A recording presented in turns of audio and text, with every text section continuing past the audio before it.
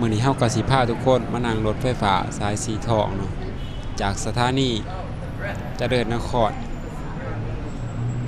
ไปที่สถานีเพื่อสิไปต่อสายสีเขียวเนาะไปที่สถานีกรุงธนบุรีมีมาแล้วทุกคนรถไฟฟ้าสายสีทองก็ได้มาจอดไปที่เหี่ยวหอยเนาะเดี๋ยวเฮาไปขึ้นกันเลยเนาะ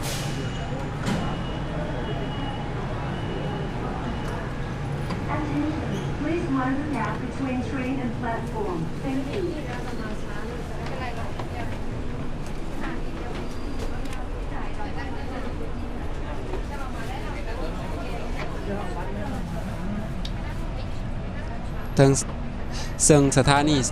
เจริญนครก็สิตั้งอยู่ติดกับห้างไอคอนสยามเลยเนาะสามารถเดินเข้าไปไอคอนสยามได้เลยเนาะโดยที่บ่ต้องลงไปพื้นถนนถือว่าสะดวกสบายเดี๋ยวรถก็กำลังสิออกแล้วทุกคนรถไฟฟ้าสายสีทองก็ได้ออกไปที่เฮียพอยโดยเฮาสิมุ่งหน้าไปที่สถานีกรุงธนบุรีซึ่งมื้อนี้เฮามีแผนสินั่ง BTS สายสีเขียวเนาะไปสะพานตากสินเดี๋ยวเฮามาเบิ่งในระยะเวลาเนาะจากสถานีเจริญนครไปที่สถานีกรุงธนบุรีว่าสิใช้เวลาจักนาทีเนาะซึ่งรถไฟฟ้าสายสีทองก็สิมีอยู่2ตู้ต่อ1ขบวนเนาะก็สิเป็นแบบว่าขบวนสั้นๆเนาะ2ตู้แต่ว่าบ่ได้อยู่ติดกันแบบไป BTS หรือว่า MRT เนาะเพราะว่ามันอยู่แบบว่ามีตะขอแบบประตูไผตู้มันน่าแยกไปที่อันนี้เลยแยกกันที่เป็นที่ชัดเจนเลยนะแบบว่าตู้ไผตู้มันซึ่งล่างมันนี่ตามที่สังเกตก็สิเป็นล่างเดียวนะทุกคนซึ่งเป็นรถไฟฟ้าที่ไหลคนขับเนาะแบบว่าบ่มีคนขับนะแบบว่าขับเคลื่อนด้วยระบบไฟฟ้าที่แบบว่าบ่มีคนขับแบบเดียวกับสายสีเหลืองเลยช่วงเขาโค้งก็สิลดความเร็วลงแหน่จักหน่อยเนาะ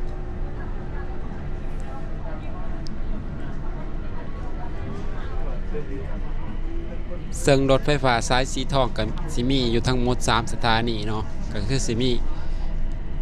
สถานีกรุงธนบุรีซึ่งสามารถ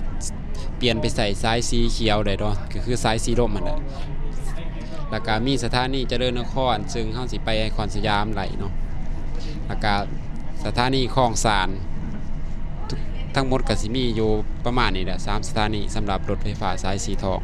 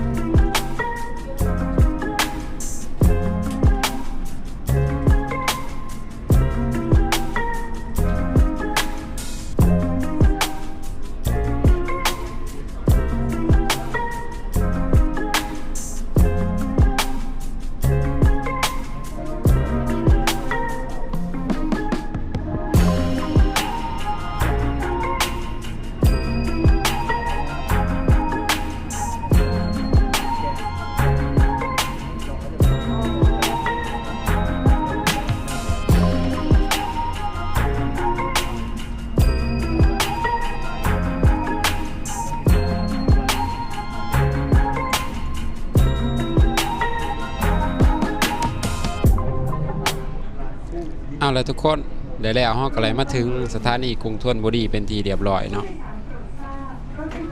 นี่รถก็เลยจอดแล้วเดี๋ยวเฮาสิเตรียมลงเลยเนาะเพราะว่าเฮาต้องไปต่อสายสีเขียวนี่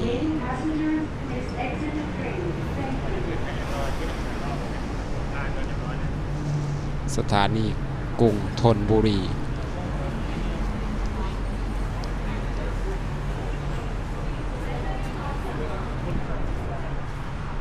เดี๋ยวสีลงไปสืบตัวเพื่อสิไปซ้ายสีลมต่อกันเลยส่วนรถขบวนนี้ก็สีวิ่งกลับคืนเนาะกลับไปที่คลองสารไอคอนสยามคืนในห้องกสีลงกันเลยเนาะ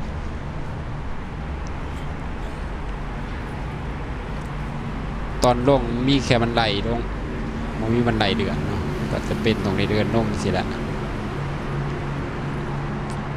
บันไดเดือนสถานีนี่เพิ่นก็สิเฮ็ดแค่เฉพาะทางขึ้นเนาะตอนลงก็สิมีแค่บันไดเดินลงแค่นั้นเองเดี๋ยวเราไปซื้อตั๋วกันเลยเนาะ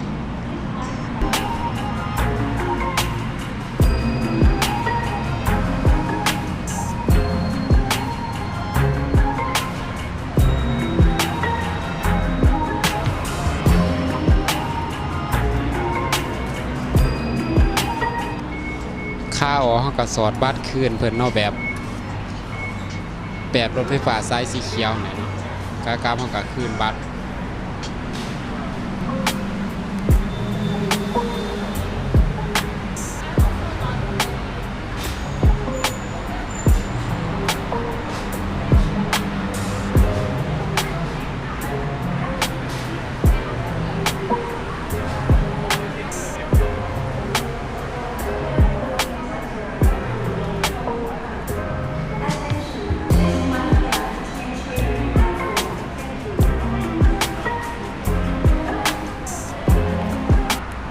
ตอนนี้ค่อยก็ได้มายืน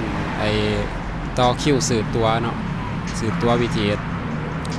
เพราะว่ามันบ่มีแบ่งน้อยนะแบบว่าถ้าเฮาไปกดตู้อัตโนมัติสมมุติว่าเฮาแบ่ง100ไปสอดประมาณนั้นมันก็สิทอนแต่เป็นเหรียญใหม่เฮาทั้งหมดเฮาก็สิมันก็สิยากเก็บในจังหน่อยก็ได้ว่าต่อคิวเอาก็ได้วะสืบตัวน้ำเจ้าหน้าที่หน้าเคาน์เตอร์ดีกว่า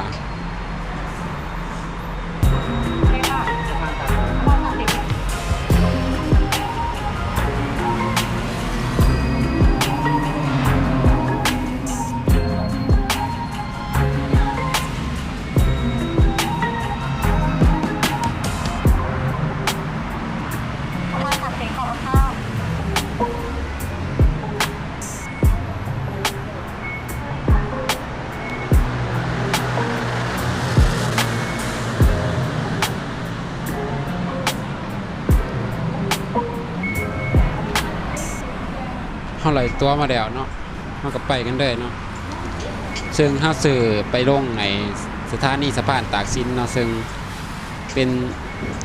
เชิงออกจากสถานีนี่สถานีเดียวเองแค่นั้นเนาะ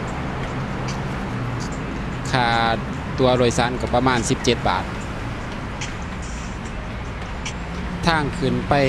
สถานีBTSกรุงธนบุรีก็สิมีบันไดเลื่อนนะทุกคนบ่มีบันไดเลื่อนสีเลื่อนเอานี่เฮาก็ได้มาฮอดสร้างศาลาเป็นที่เฮียพอยเนาะตอนนี้ก็เหลือแค่รถไฟฟ้ามาเข้าสถานีเนาะสำหรับคลิปนี้ก็จบเพียงเท่านี้เนาะทุกคนการเดินทางจากไอคอนสยามมาต่อรถไฟฟ้าสายสีเขียวอยู่ที่กรุงธนบุรีคลิปนี้ก็จะมีประมาณนี้เนาะทุกคนไปละ